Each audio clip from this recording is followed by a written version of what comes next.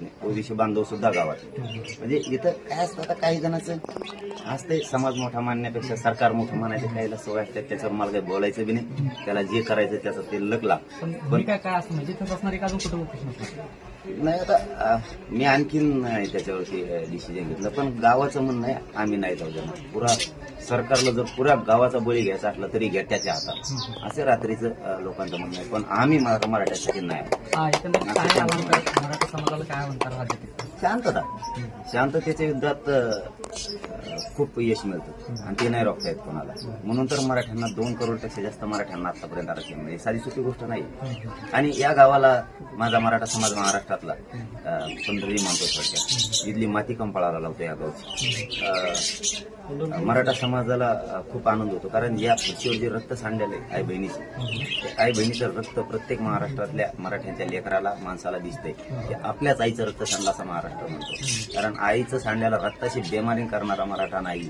आता काही जण करतात, त्यामुळे आता रक्ताची बेमारी करणं ते ज्याचा त्याचा धंदा आहे, गरज नाही. पण गाव काल रात्री तुम्हाला माहित नाही इतका धो पाऊस होता, अख्ख्या पावसात महिला पायी गावात इथपर्यंत आले. ती 2.5 किलोमीटर असं नंतर इतक्या लांब पर्यंत पावसात गाड्यात काही जसं येता येईल तसं. इथं आम्हाला रात्री बसायला जागा नव्हती. आम्ही दिखावपणा नाही करत, मुद्दाम दाखवलं नाही आम्ही ते लाईव्ह की त्यांच्या बाजून त्यांनी यांच्या बाजून काहीही नाही. काय आता आम्हाला काय वाटतंय की आमच्या गावात असं होईल तसं होईल असं म्हणते, नकोच तुमच्या गावात असं आपलं म्हणणं होतं. आणि ते जरा षडयंत्र वाटलं, हे मुद्दाम काहीतरी घडून आणायचं, गाडी फोडायची, जाळपोळ करायची, मुद्दाम लोकांच्या पुढे हिंडायचं छाती काढून, म्हणजे खुन्नस दिल्यासारखं. मग ते लोकांनी प्रश्न विचारायचा, प्रश्न विचारण्यापेक्षा आणि पुन्हा ते वाद घडून आणणार. कारण सरकारनं तसं यांना ह्या निवेदन देणारा नाही दोष देत.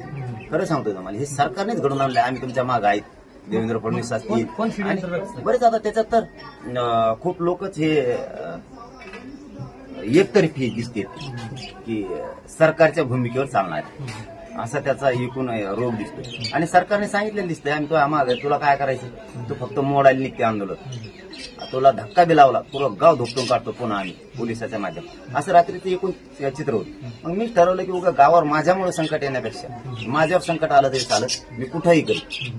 मला काय इथं राहिलं तरी जीवच जाळायचा, रक्त जाळायचे, जीवाची बाजी लावायची, मी कुठं लावी दुसरीकडे, मी दुसरीकडे जाईल करीन असं होतं. परंतु गाव मात्र मी कधीच खोटं बोलत नाही तुम्हाला सांगतो. गाव ओक्साबोक्सी रडायला लागलं. आता गावात तुम्हाला सांगून प्रतिक्रिया त्यांच्या काय, त्याच्यामुळं मी त्याच्यावर नाही. मी रात्री 3 वाजेपर्यंत, पण माझा हट्ट होता की नको गावात संकट यायला नको, कारण ते आणणार आहे. दुसऱ्याने आणलं असतं ना आम्ही खंबीर आहे. कारण आपलेच जर असं घडून आणणार असले, दाखवलेत का नाहीत मला माहित नाही, आमिष दाखवलेत का काय केलंय. कारण सरकारची इमानदारी एवढी करायची काय गरज, जातीची इमानदारी करायची सोडून सरकारची इमानदारी करायची काय गरज. मग घेतलंय का नाही घेतलंय का, आमिष दाखवलेत का नाहीत. कारण एवढं अडचणीत येण्यासारखं बहुतेक त्यांना खूप सरकारनं अडचणीत आणलं, तू हेच कर नाही तर बघ. बहुतेक सरकारचं इतकं प्रेशर आहे त्यांच्यावरती, म्हणून ते सुद्धा नाविलाजानं करत असा माझा अंदाज. पण त्यांनी जातीच्या बाजूने होणं गरजेचं आहे. त्यांच्यावर जर सरकारचा दबाव किंवा असला तर मराठी चालता ते दबाव उडून टाकी. त्यांनी एवढे सरकारपेक्षा मोठे मराठी, पण त्यांनी जातीच्या विरोधात जायला नाही पाहिजे, कारण हे परवडणारी गोष्ट नाही. तुम्ही 4-2 लोक तुमचे सुखी राहतील, काही जर आमिष दिले असले घेतलं असलं तुम्ही तर. पण करोडो मराठ्यांच्या लेकरात औषध ओतू नका, नरड्यात औषध ओतू नका, त्यांच्या अन्नात औषध ओतू नका. पण ठीक आहे, आता सॉरी, मराठा समाजच गावातला ऐकायलाच तयार आल्यानंतर काही नाही, ऐकायलाच तयार काही केलं. ठीक आहे, आता बघूया, निर्णय तर झाला नाही. पण मला वाटतं गावावर संकट नको, कारण हे संकट आणणार आहे. इतरांनी आणू द्या, आम्ही खंबीर. पण आपलेच लोक, आपल्याच लोकांवरती, म्हणजे आपलीच बहीण आहे, आपलीच भाऊजी आहे, आपलीच आई आहे, कुणीतरी गावात आहे, त्यांच्यावर संकट आणायचे. सरकारचं ऐकू, म्हणजे यांना हाणलं म्हणायचं, मारलं म्हणायचं, शिवी दिली म्हणायचं, गाडी केस फोडणार. आणि मग सरकार म्हणणार कायदा सुव्यवस्था तुमच्या आंदोलनावर बिघडायला लागला, त्या माणसाला हाणलंय किंवा शिवी दिली किंवा खवळले किंवा डोळे वटरून बघितले किंवा त्याची गाडी फोडली, फोडणार तोच. आणि मग असं घडलं, काढा आंदोलन मोडून, ते आलंच परत सरकार. परत मग हा गाव पुन्हा धुपटून करणार, आया बहिणीचं पुन्हा रक्त सांडणार. त्याच्यामुळे मी गावाला आग्रह केला की तुमचं रक्त सांडणार आहे ते. घोळक्यात गेल्यासारखं जात आहे, सगळ्या गाड्या घरापुढे आणून तुमच्या लावताय, याचा अंदाज तोच लक्षात येतो. माझ्या गाडीवर कोणतरी हाणावं दगड किंवा मला कोणतरी डावसावा बोलावं तेव्हाच आमचा लक्षात येतोय. मग त्यातून त्याला ते घडून आणायचे. म्हणून माझी इच्छा आहे की नको हे गावावर संकट आणणार आहे. त्यांचंच गाव आहे ना, त्यांचेच लोक लढते, त्यांच्याच आया बहिणी आहेत, तर हे घडून आणू शकतेत. जितकं वरून प्रेशर आहे त्यांच्यावरती, त्यांची इच्छा जरी नसली हे घडून आणायचं तरी ते आणायला लावलंय. म्हणून नकोच.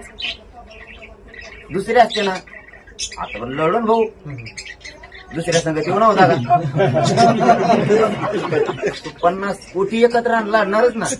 पण आपल्याच माणसामुळं आपल्याच गावातल्या लोकांचा काही घात होऊ नये म्हणून माझी विषय होती की इथं नको. पण गाव ऐकायला तयारच नाही. बघू काय निर्णय होईल आता ते. केला उपोषण नाही मी तर बसणारच.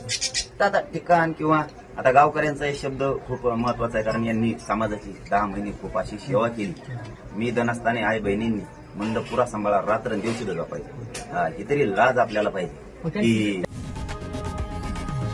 लोकशाही मराठी ऐका, पहा, जागरूक रहा.